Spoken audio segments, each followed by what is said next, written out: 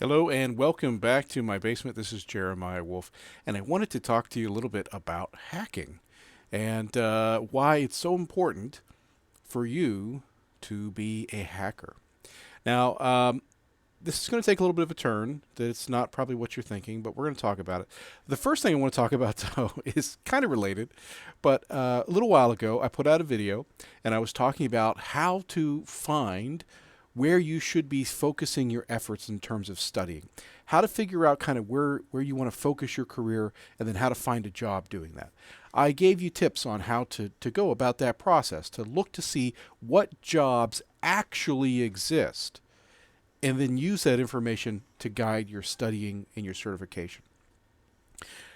The whole point the whole point of that video was to do it yourself. Go out there and figure it out. You're trying to be like an engineer, right? Like an IT technical engineer. Like you want to solve problems and figure stuff out. So figure it out. You would not believe how many people sent me questions. Should I do this? Should I do this? Hey, Jeremiah, I'm studying this. Is this the right choice? Go figure it out. Don't rely on me. The information is out there. Go spend a little bit of time finding the information. It's not that hard. One of the biggest things that people contacted me about was about penetration testing. Everyone and their brother wants to be a pen tester. They want to get into security. And I want to talk a little bit about that because it's not what it looks like. So we're going to talk about that. But first, I want to show you. I want to show you this. This is kind of a funny thing. It has to do with like finding a job and finding your certification path, and it also has to do with why you should love people like this guy. So let's. There it is.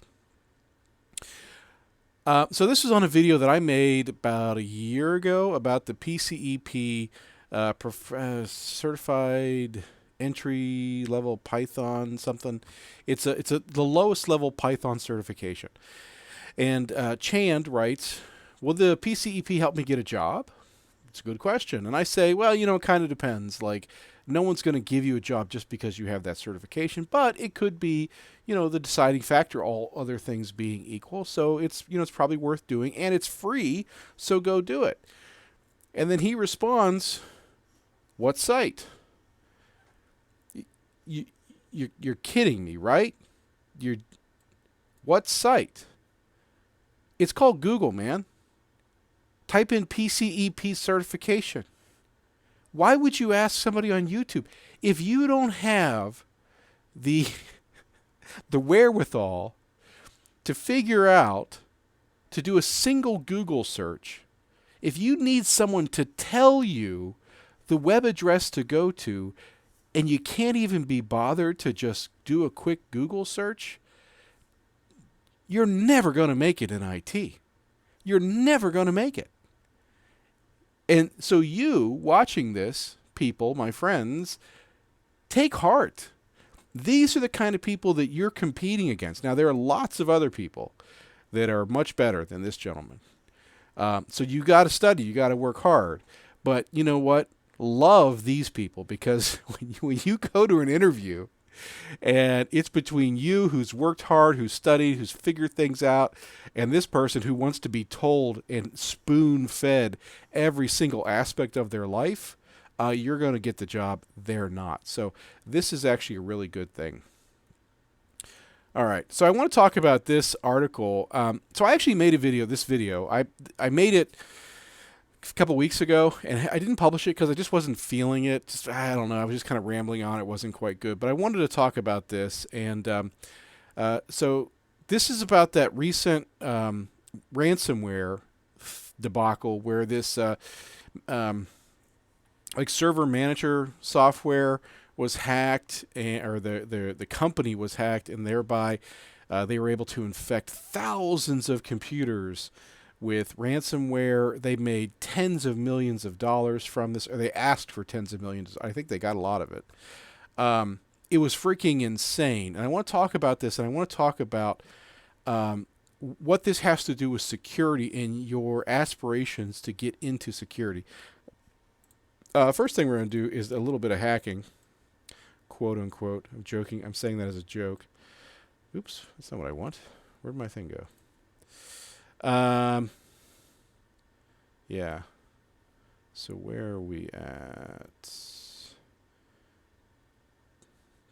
Beep, beep, beep. There we go.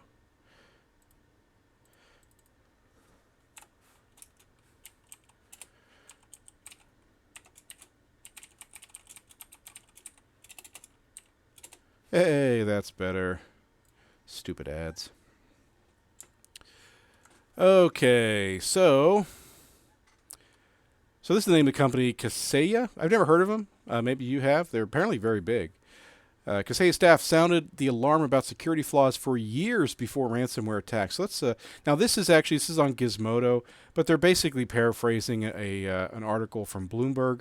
Bloomberg has a paywall, so I'm just going to use the Gizmodo thing. Anyway, employees warned Kaseya's higher-ups for years about critical security flaws in its software, but their concerns were brushed off. Several staffers quit in frustration or were fired after repeatedly sounding the alarm about failings in the IT firm's cybersecurity practices. Between 2017 and 2020, employees reported wide-ranging security concerns to their superiors, claiming that Kaseya used outdated code, implemented poor encryption, and didn't routinely patch its software and servers, Bloomberg reports. Two former employees said they warned executives about vulnerabilities in its antiquated virtual system administrator software, the system that hackers hijacked to launch this latest attack. And then finally, one former employee told Bloomberg that in 2019, so just 2 years ago, he sent Kaseya's higher-ups a 40-page memo outlining his security concerns, one of several attempts he made during his tenure to convince company leaders to address such issues. He was fired 2 weeks later. So this is what I want to talk about. And it's important to understand this concept when you want to get into security. And listen, I understand why you want to get into security. It's cool, if nothing else. And it seems like there should be endless opportunity in security. Just over the past, I don't even know, 10 years, there has been so many major hacks of both retailers, pseudo-government organizations, government organizations, big business, all these ransomware that are affecting hospitals, and the pipeline company a couple months ago. It's insane. It's only escalating. So of course there must be tons of jobs in cybersecurity, and you get the impression that there are, because if you look online, if you go to CBT Nuggets or INE or IT Pro TV or any training site, you're going to see security, pen testing this, pen testing that, security plus this, security plus that. It's everywhere. But here's the thing that I want you to be aware of.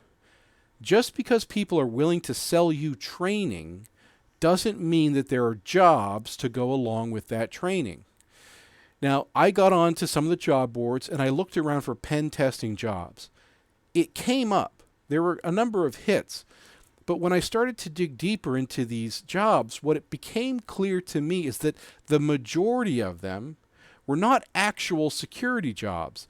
These were jack-of-all-trade, low-level IT jobs where they just put in all the buzzwords because they want you to get excited about the job so that you'll go and work for them for less money. All right? This is totally a thing. You're going to learn this. You're going to be doing this. You're going to be doing this. And you're thinking, wow, really? I'm going to learn this? I'm going to learn that? I've always wanted to do that. That's so cool. Like, well, it's less money, but man, I'm going to get so much experience. It's totally worth it. Like, I've been there. I get that. And then you get into the job and you're like, wait, I thought we were doing this and this and this. And they're like, maybe one day we'd like to. So, and then you're stuck because you took the job. What are you going to do? Quit? And you already left your last job, so they know they got you by the balls, and now you're stuck. That's totally a thing. So when you're looking at these jobs, again, if you're interested in security, go find the jobs first. Get on the job boards. Go find the jobs. What are those jobs actually talking about?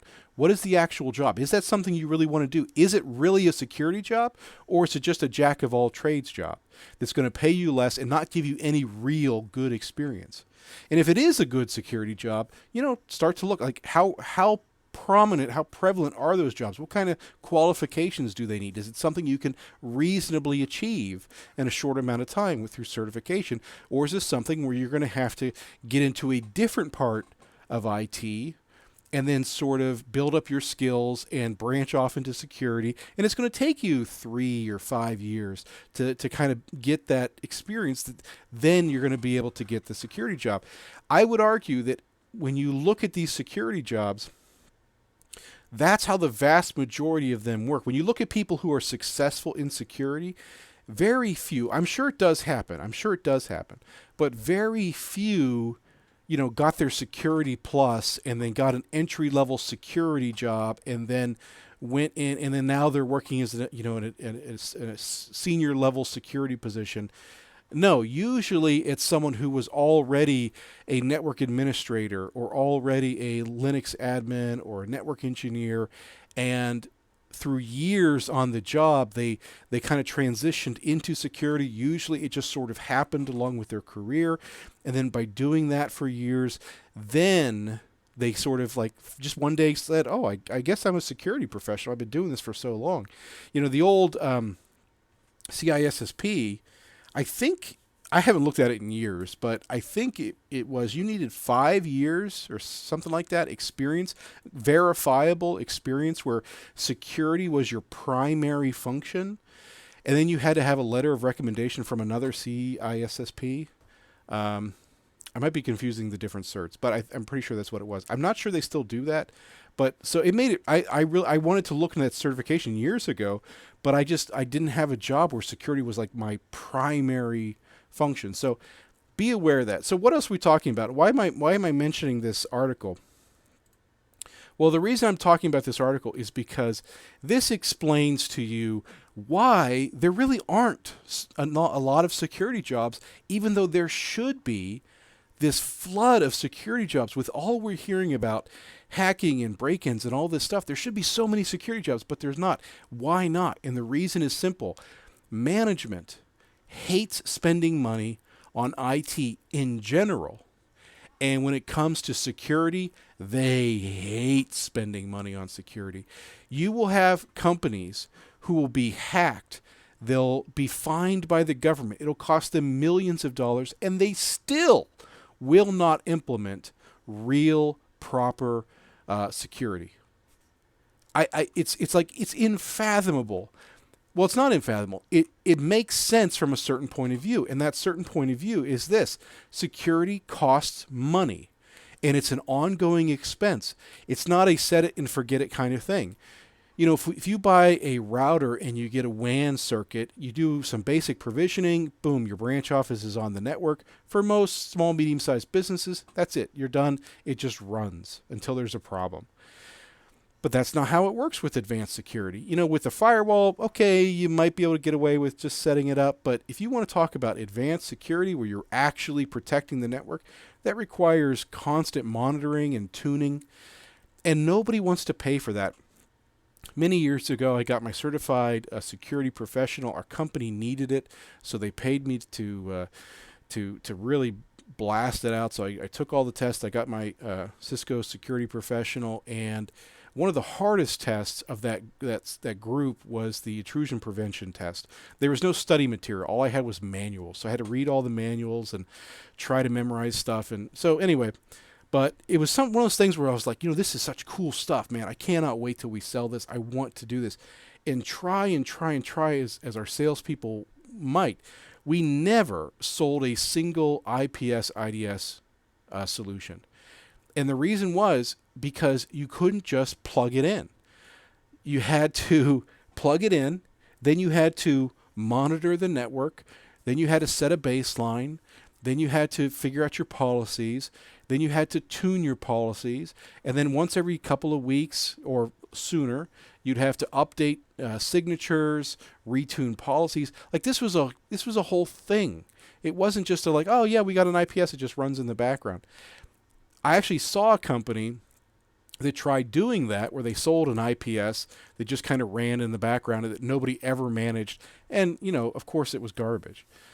So it was hard to sell because it's ongoing costs. And that's the thing with security. We were putting forth all this money for hardware, all this money for licenses, all this money for training or for hiring new people to manage all these devices. And what's the payback for it? The payback is we hopefully won't get attacked in the future. How do you put that, like, how do you write that up to get approval from the board when you say, okay, I need $100,000 or $500,000 annually, depending on the size of your business, to do this, and our return on investment is hopefully it works, and if it works, we don't really know that it works other than some entries in a log. Companies just hate that shit. They want to say, I'm going to spend $250,000, and because of that expenditure, I'm going to save $350,000 on the bottom line. If it's not going to save me money, or if it's not going to make me money, I'm not going to spend that money. And that's why it's so hard to convince companies to take security seriously. And it's so hard to get governments to, put real regulations. You look here in the United States, just about every major retailer in the United States has been hacked so often, in fact, that there's basically no longer a presumption of privacy. Like, me and my wife, we have our credit locked down. So there can be no changes to our credit. And if we ever want to do anything, we have to go through this whole process of unlocking our credit, getting passwords and all this stuff, opening it up for 24 hours or 48 hours, and then immediately locking it back down, if we want to buy a car or something like that. And it's the only way to be safe, because my personal information has been stolen from different websites. It's been stolen from Target, been stolen from Home Depot, a couple other ones where my personal information has been stolen. It's just about annually, maybe about every 18 months, that I'm issued a new credit card number because my old credit card number was compromised. Like, this just happens so frequently. And yet here, like, the government just says, you just go ahead and keep doing it. As long as you're profitable, we don't want to, worry. Who cares about the consumer's, safety and privacy and potentially having their credit and their lives ruined. So it's just one of those things. Companies don't want to spend money even when they have been hacked. So I wouldn't expect that there's going to be a ton of security jobs, even though it seems like there is. There's one other point to that. I've seen some of these security training companies just straight up lying. So there was a government report, and the government report said that, oh man, it's been a couple weeks since I looked at it. I think they said there was going to be like a 50% increase or a 30% increase in data analytics jobs. And part of those data analytics were like cybersecurity and penetration testing sort of fell under that umbrella. So I've seen these training companies that said, this government report says there's going to be a 50% increase in cybersecurity jobs. That is not what that report said. And if you're on a training site that gives you statistics like that, make sure you find the report and go read it. Because I was reading that and I was like, that doesn't really fit with what I know about how the industry works. I went and read the report, and sure enough, that is not what the report said, not at all. So these companies are willing to manipulate the information and lie to get you to sign up for training or for you to do some sort of certification program with the hopes that you're going to get this dream security job that might not be there. So again, I want to be real clear about this. You need to go do the research. You need to go do the research. You need to go see where the jobs are in your area, in your country. You need to go see what those jobs are paying and then decide if security is right for you. It may be. Maybe I'm wrong. So do the freaking research and stop asking random people on the internet. It doesn't take that much time. Um, okay, so last thing. Now, I do want to talk about hacking. So I said, listen, you need to learn how to hack. And this is kind of like a big flip here. But you really do need to learn how to hack. In fact, I don't have it with me. I had his little prop for the when I first filmed this video. But I was reading an article in 2600 magazine. If you're not familiar with 2600, it's a bit of nostalgia for me, but it's the Hacker Quarterly, and they just talk about hacking and computer code and freedom type things, and it's fun. It's a fun read. I enjoy it. I'm a subscriber. But one of the articles was talking about how everybody really needs to be a hacker. And what I mean by this is, the hacking mentality is all about learning how something works so well that you can make it do things that even the people that produce it don't know that it can do. Right? That's what it means to be a hacker. And if you want to have some real success in life, you need to have that hacker mindset. So when you're on the job, and you're working with a Linux machine, or you're working with a Cisco router or a Juniper switch, you need to learn those systems, understand them at a deep level. And when you can make those things work in ways that maybe other people don't even know they can do, you're going to seem like a fucking god. And that's when people are going to start saying, oh, wow, so-and-so, they really know what they're doing. That's when you get the cool projects. That's when you get the raises. That's when you get to start, demanding to be treated better in the workforce. And it all comes from that hacker mindset of, I want to understand how things work. Okay, so here's an example of this mindset of hacking. All right, this is a really fun one, and it's kind of silly, but the year is 1995. 1995? Yes, 1995, maybe 1996. I am attending my one and only year at Wright State University in Dayton, Ohio. And as part of as a someone who had a declared major in the School of Engineering, we had to take this Engineering 101 class where we kind of went around to all the major categories of engineering, aerospace, mechanical, electrical, and a couple other ones. And we spent, we got some presentations from members of that school, that department, and then we did some labs with their stuff. It was actually a really fun class. It was a fun class. It was a pass-fail class. It was just to kind of introduce you to engineering and get you to, maybe there was some other area that you wanted to study or something. I don't know.